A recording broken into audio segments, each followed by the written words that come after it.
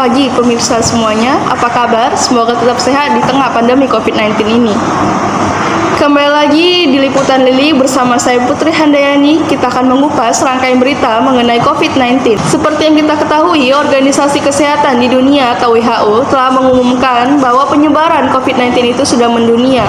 Penyebaran itu sudah terjadi secara mengglobal yang cepat menyebar ke seluruh dunia mulai dari tahun akhir 2019 hingga sekarang ini.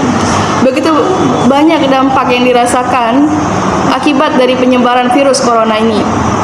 Salah satunya terjadi pada perekonomian masyarakat. Dan yang kedua, terjadi kesenjangan sosial dan dalam pendidikan anak yang ada di Indonesia. Baiklah, kita akan melihat beberapa tayangan mengenai pengaruh atau dampak yang diberikan dari penyebaran virus corona ini terhadap pendidikan anak di Indonesia.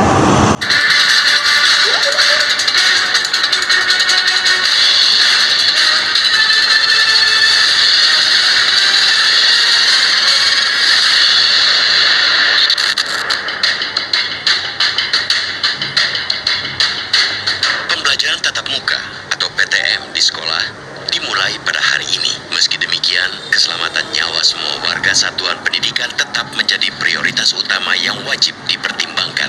Pertimbangan utama ialah semua persyaratan untuk PTM harus dipenuhi sekolah. Tidak ada kompromi. Jangan paksakan sekolah yang tidak memenuhi syarat untuk menyelenggarakan PTM. Semua persyaratan itu sudah tertera sangat terperinci dalam surat keputusan bersama 4 menteri pada 21 Desember 2021. Keempat menteri itu ialah Menteri Pendidikan, Kebudayaan, Riset dan Teknologi atau Mendikbudristek, Menteri Agama, Menteri Kesehatan, dan Menteri Dalam Negeri. Moral keputusan bersama itu ialah keselamatan warga satuan pendidikan merupakan hukum tertinggi.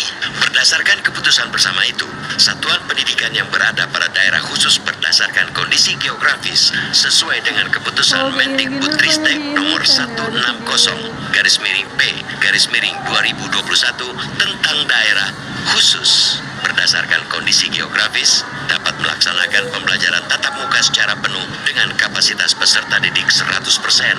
Ada 9.449 satuan pendidikan yang masuk kategori daerah khusus tersebut. Dengan demikian, PTM akan digelar serentak pada hari ini di 9.449 satuan pendidikan di Indonesia. PTM di wilayah PPKM level 1, 2 bisa dilaksanakan setiap hari. Ruang kelas terisi 100% dan durasi belajar paling lama 6 jam. Syaratnya ialah minimal 80% siswa dan tenaga pendidik serta 50% warga lansia di kabupaten kota sudah divaksinasi dosis 2. Patut diapresiasi persyaratan PTM yang dikaitkan dengan vaksinasi peserta didik, tenaga kependidikan, dan warga lansia. Dengan demikian, basis pertimbangan PTM ialah kekebalan komunitas. WHO menetapkan bahwa standar vaksin dalam membentuk kekebalan yang baik ialah memiliki nilai efikasi di atas 50%. Kendati demikian, sesuai SKB 4 Menteri, orang tua atau wali peserta didik dapat tetap memilih pembelajaran tatap muka terbatas atau pembelajaran jarak jauh bagi anaknya sampai semester gasal tahun ajaran 2021-2022 berakhir. Harus tegas dikatakan bahwa tanggung jawab atas keselamatan warga pendidikan itu sesungguhnya ada di tangan kepala daerah. Sesuai dengan ketentuan Undang-Undang Nomor 23 Tahun 2014 tentang Pemerintahan Daerah, urusan pendidikan usia dini sampai pendidikan dasar menjadi kewenangan pemerintah kabupaten kota, sedangkan urusan pendidikan menengah menjadi kewenangan pemerintah provinsi. Sudah sepatutnya para kepala daerah bertanggung jawab atas penyelenggaraan PTM yang dimulai pada hari ini. Jangan sekali-kali melempar, apalagi melepas tanggung jawab atas penyelenggaraan PTM. Pemprov DKI Jakarta misalnya sudah memutuskan untuk menggelar PTM terbatas setiap hari. Mulai hari ini, jumlah peserta didik 100% dari kapasitas ruang kelas dengan lama belajar paling banyak 6 jam pelajaran per hari. Elok nian bila pelaksanaan PTM juga dievaluasi setiap hari. Bersamaan dengan itu, pihak sekolah perlu menjalin kerjasama dengan Dinas Kesehatan setempat untuk melacak kasus secara aktif di sekolah. Apalagi ada warga sekolah terindikasi terpapar COVID-19. Jangan segan-segan untuk menutup sekolah selama 3 hari dan pembelajaran dilaksanakan secara daring. Pelacakan kasus aktif sangat penting karena sudah ditemukan kasus transmisi lokal Omikron. Jangan sampai sekolah menjadi klaster baru penyebaran Omikron. Karena itu, kepatuhan terhadap protokol kesehatan di lingkungan sekolah mutlak dilakukan. Sekolah tatap muka yang dimulai pada hari ini diselenggarakan dalam bayang-bayang penyebaran Omikron. Karena itu, protokol kesehatan mutlak berjalan tegak lurus. Baiklah, kita sudah terhubung dengan rekan kita, Anissa Putri, yang berada di SMK Negeri 6 Medan. Anissa Putri. Terima kasih kepada Putri yang ada di studio.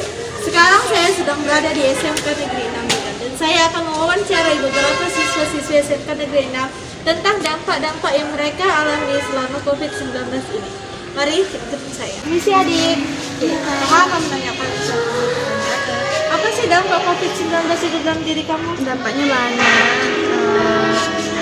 kayak semua pelajaran itu harus dari teman sekolah diliburkan, kerja pun juga. Terus pun banyak juga yang orang-orang semua pada ngeluh kan, semua dihentikan gitu. Jadi ya menurut saya pendapatnya itu setidaknya jangan terlalu berlebihan.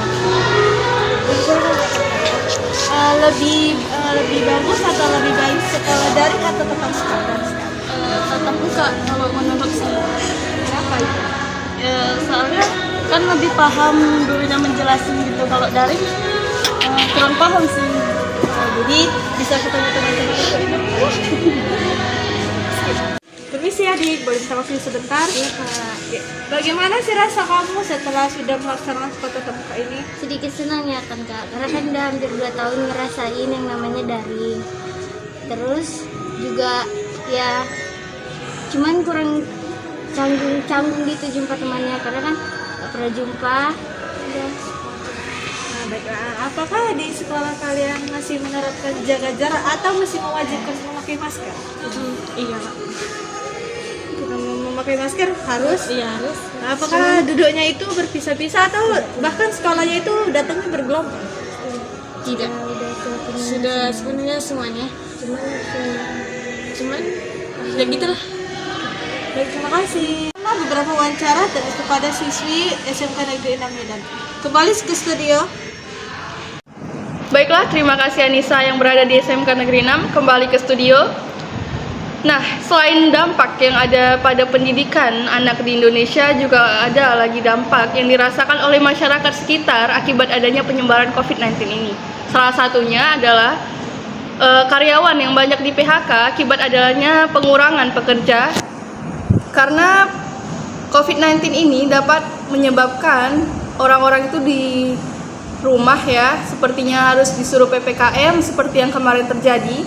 Ada PPKM level 1 dan level 4. Kemudian itulah yang menyebabkan para pekerja dikenakan PHK. Itulah yang menyebabkan perekonomian di Indonesia mulai menurun. Baiklah, sekian yang dapat kami sampaikan mengenai perkembangan dan penyebaran COVID serta dampak yang diberikan dari penyebaran virus COVID-19 tersebut. Sekian dari kami. Mudah-mudahan kalian tetap sehat ya. Tetap jaga kesehatan dan patuhi protokol kesehatan. Lakukan 3M, memakai masker, menjaga jarak, dan mencuci tangan. Saya Putri Handayani pamit undur diri. Terima kasih, selamat pagi.